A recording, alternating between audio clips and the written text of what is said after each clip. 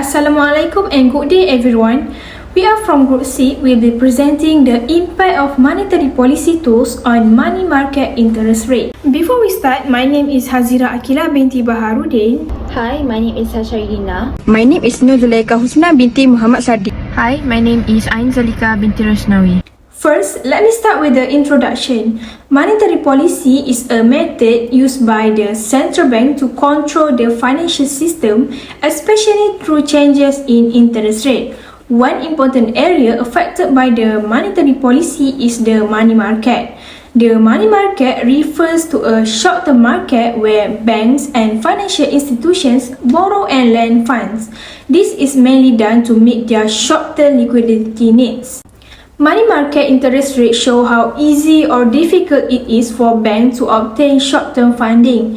When money market interest rates are very high, borrowing becomes costly for banks. As a result, banks may reduce the supply of credit to business and individual. This situation can reduce economic activity. On the other hand, if interest rates remain too low for a long period, it may encourage excessive borrowing. This can increase financial risk in the economy. Therefore, maintaining an appropriate level of money market interest rate is very important for financial stability and economic growth. This is why controlling money market interest rate is one of the key responsibilities of the central bank. Now, I will move on to the background of the case study. The case study in our report is based on article titled A Comparative Study of the Effects of Two Monetary Policy Tools on Money Market Interest Rate. Next is about the issue in the article. I will be discussing the effectiveness of two monetary policy tools used by People's Bank of China to influence money market interest rate, namely the Standing Lending Facility SLF and the 7-day reverse repurchase agreement RR7D. The article highlights the importance of liquidity effect in monetary policy. When the central bank increased the money supply available for lending, market liquidity improved, which can lead to lower short-term interest rate. These tools are crucial in controlling inflation and stabilizing price levels in the economy.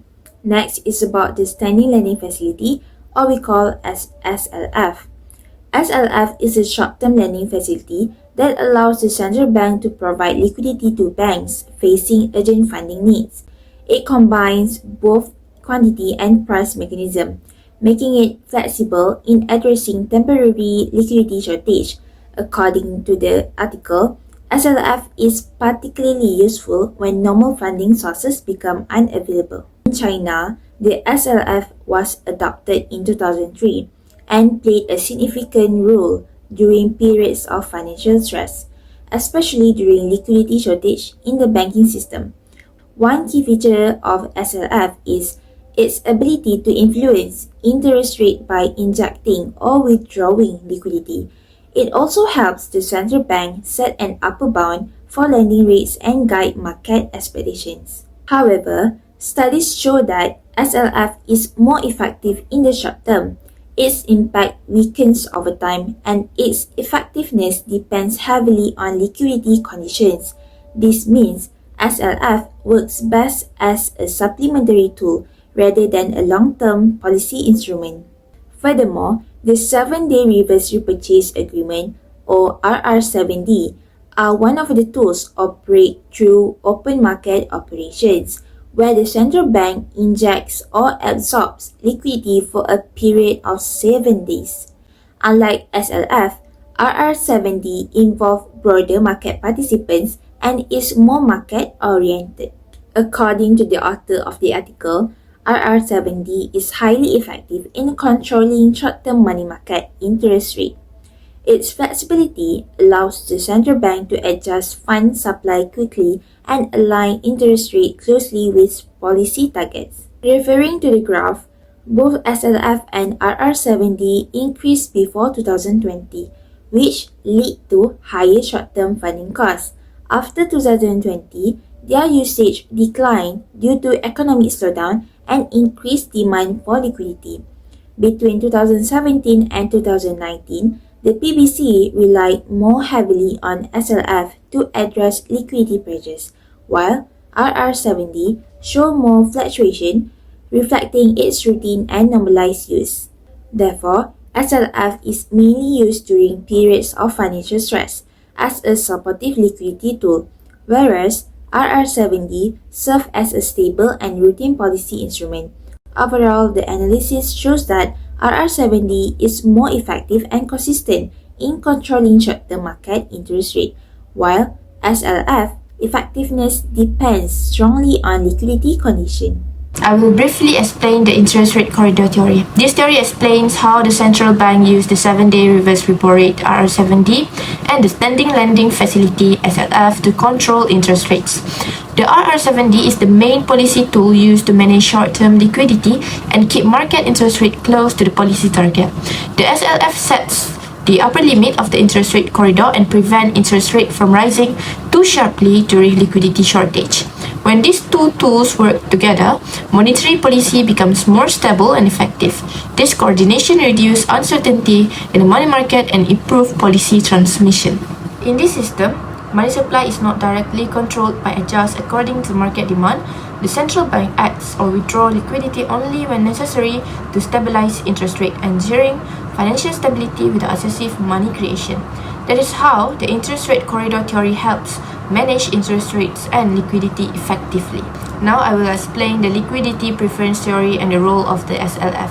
According to Keynes, during periods of uncertainty, people and financial institutions prefer to hold cash, which increase the demand for money. In such times, SLF becomes an important tool. SLF is mainly used during financial stress to provide short-term liquidity to financial institutions with funding problems. This helps stabilize the interbank market and prevents liquidity shortage.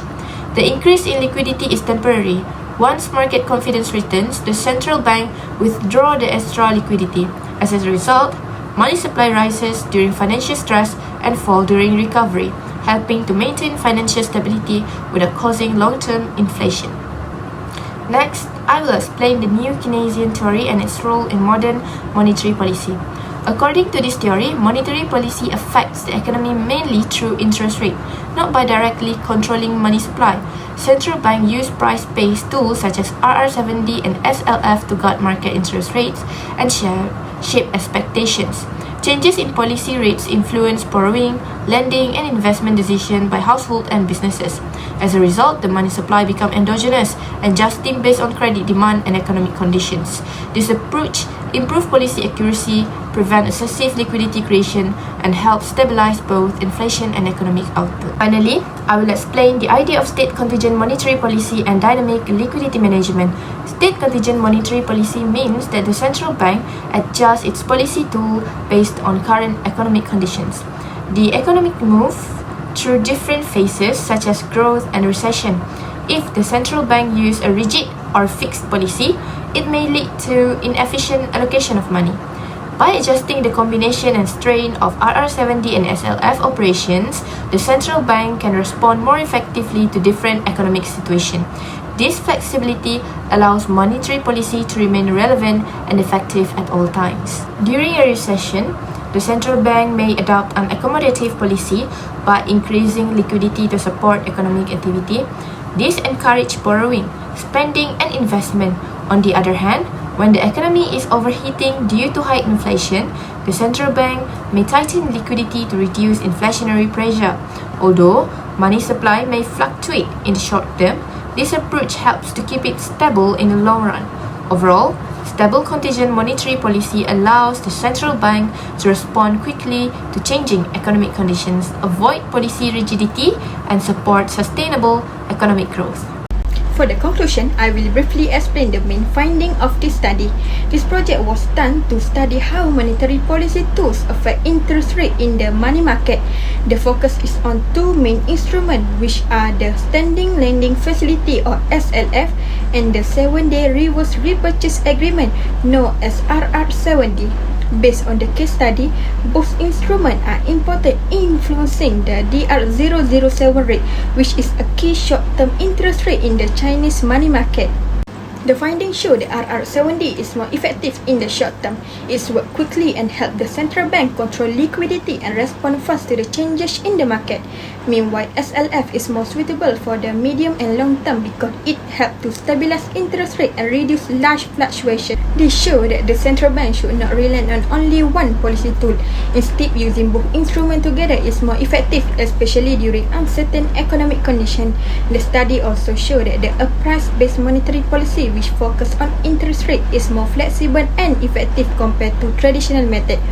In conclusion, by using RR70 for short-term control and SLF for long-term stability, the central bank can maintain a more stable and efficient money market. And that's all from our group. Thank you.